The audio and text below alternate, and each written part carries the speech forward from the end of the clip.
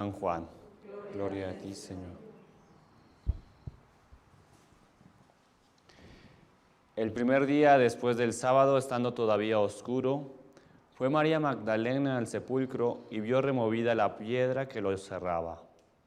Echó a correr, llegó a la casa donde estaban Simón Pedro y el otro discípulo a quien Jesús amaba, y les dijo: se han llevado del sepulcro al Señor y no sabemos dónde lo habrán puesto. Salieron Pedro y el otro discípulo camino del sepulcro. Los dos iban corriendo juntos, pero el otro discípulo corrió más aprisa que Pedro y llegó primero al sepulcro. E inclinándose, miró los lienzos puestos en el suelo, pero no entró. En eso llegó también Simón Pedro, que lo venía siguiendo, y entró en el sepulcro. Contempló los lienzos puestos en el suelo y el sudario que había estado sobre la cabeza de Jesús, puesto no con los lienzos en el suelo, sino doblado en un sitio aparte. Entonces entró también el otro discípulo, el que había llegado primero al sepulcro, y vio y creyó, porque hasta entonces no habían entendido las Escrituras, según las cuales Jesús debía resucitar de entre los muertos. Palabra del Señor. Gloria a ti, Señor Jesús.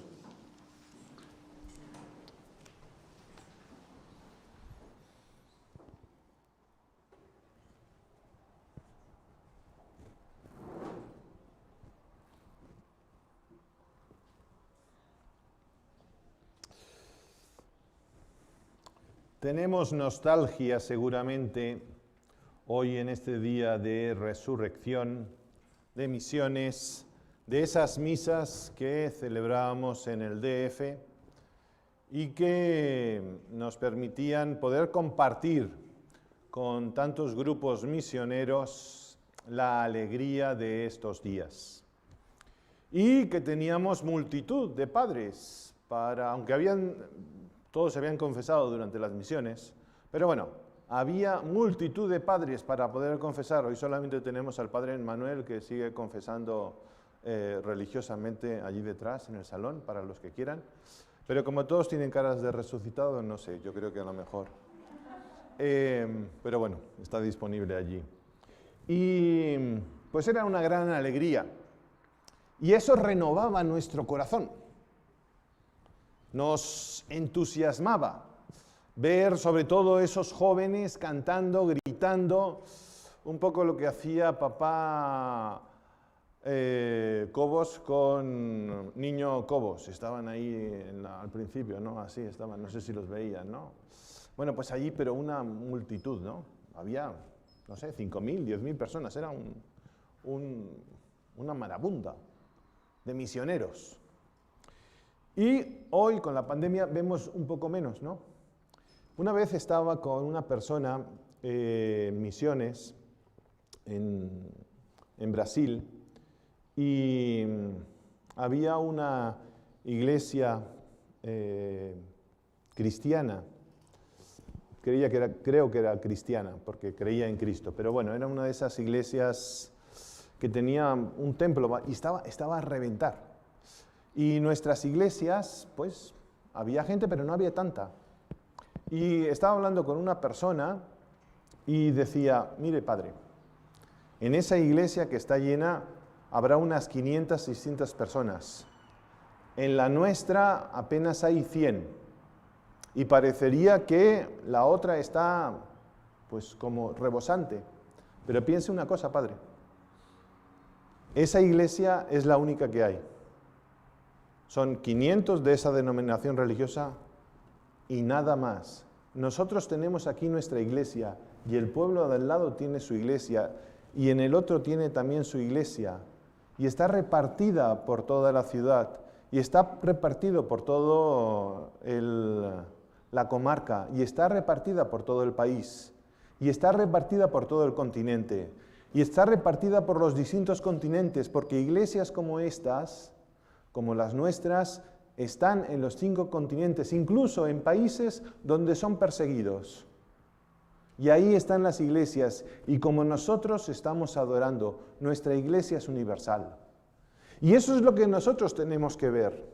Hoy Jesucristo ha resucitado, y ha resucitado no solamente aquí, sino que ha resucitado en múltiples países, continentes, iglesias, y todos estamos celebrando que la resurrección de nuestro Señor Jesucristo.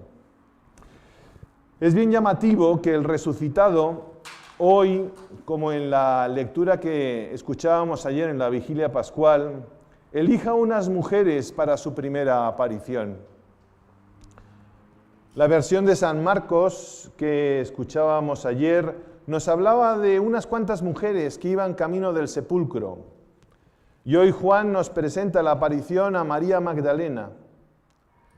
El caso es que el resucitado no se presentó a Pilato para decirle: inútil, la regaste, me condenaste, y yo te quería decir que yo iba a resucitar. Jesucristo no se fue al César del Imperio Romano, el personaje más importante, el líder de los líderes en aquella época. Jesucristo tampoco fue al Sanedrín a decirles: me habían esperado durante tanto tiempo, les había dicho que yo era el Hijo de Dios, que sí, yo soy, y ustedes no me creyeron, ¿ahora me creen? No fue a las autoridades del pueblo judío, ni siquiera a aquellos 12 discípulos varones que habían convivido con él, que lo habían acompañado a sus milagros, que habían subido algunos de ellos a la montaña para ver la transfiguración, que lo habían acompañado en la multiplicación de los panes. Fue a esas mujeres que se acercaron al sepulcro. Las mujeres que en aquella época de la sociedad judía no pintaban nada, no contaban para nada, pero tenían dos virtudes que sobresalían de una manera alucinante. Querían a Jesús con toda su alma. Tanto que se pusieron en camino sin preocuparse de pedir que les acompañara algún hombre para retirar la enorme piedra a la entrada del sepulcro. Eran valientes. Y esa es una de las características que nosotros tenemos que tener como cristiano y que nuestras hermanas nos han ayudado a vislumbrar: la valentía. ¡Qué valentía de aquellas mujeres! ¡Qué valentía de María Magdalena! Sin miedo. Sin miedo fueron al encuentro de aquel a que amaban con todo su corazón. Valentía. ¿Cómo necesitamos hoy, en el día de Cristo resucitado, cristianos valientes? Cristianos que sepan dar testimonio de Cristo resucitado. Pero en segundo lugar, esas mujeres no tenían miedo de dar la cara, de que otros se enteren de que ellas sí lo conocían, que sí habían estado con él, y aún muerto y despreciado, seguían queriéndoles. Valentía y amor, ¿qué dos combinaciones de dos virtudes que necesitamos nosotros para poder testimoniar a Cristo? Aquí hay muchos jóvenes, futuro de la iglesia. O como decía el Papa Francisco, presente, porque son el presente de la iglesia. Ustedes son el presente y el hoy de esta iglesia resucitada. Bueno, seguramente ustedes, aunque son multitax, no conocerán mucho a Juan Pablo I, pero fue un gran papa que solamente duró 33 días. Fue el que estuvo entre Pablo VI y Juan Pablo II, era Juan Pablo I. Y él escribió un libro, y en ese libro contaba muchas anécdotas. Y una de ellas es que cuenta que en una clase de filosofía, ¿quién hace filosofía por aquí? ¿Nadie? Bueno, en una clase de filosofía, ni tampoco mi querido amigo del Barcelona. ¿No haces filosofía? ¿Tampoco? Híjole, tenemos un futuro poco halagüeño. Porque la filosofía es la base de toda nuestra vida. Bueno, pues había un profesor de filosofía que decía, ¿conoces el campanario de San Marcos? No lo conoces. Bueno, ¿conoces el campanario de Puebla? Sí, menos mal. ¿Conoces el campanario de Puebla? Y le respondió, sí, el joven, alumno. Y le respondió el profesor, eso significa que éste ha entrado de alguna manera en tu mente. Físicamente sigue estando donde estaba, pero ha impreso en tu interior una especie de retrato suyo, intelectual, que hace que te pertenezca. Es de alguna manera tuyo.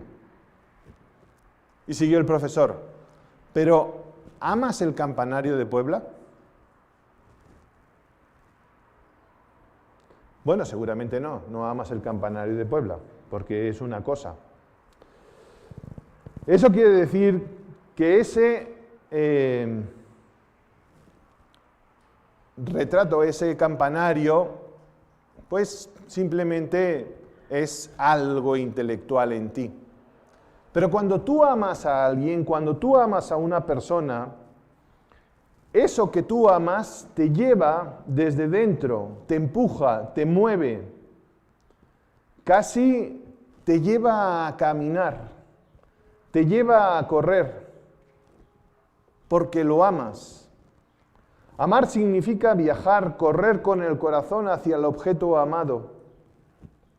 Dice un libro que después de la Biblia es uno de los más leídos entre los católicos, La imitación de Cristo, el que ama currit volat letatur, que en español significa corre, vuela y goza. El que ama. ¿Tú conoces a Jesús o amas a Jesús?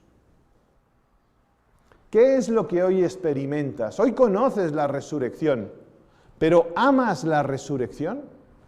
La resurrección te lleva a correr, a volar, a gozarte y a estar lleno de alegría. Así es lo que María Magdalena y estos dos discípulos sintieron una vez que habían venido las mujeres a decirles, no hemos encontrado el cuerpo de Jesús, porque había resucitado. Y vemos a María Magdalena y a los dos discípulos que tenían prisa por llegar al sepulcro, donde vieron la evidencia de la resurrección de Jesús.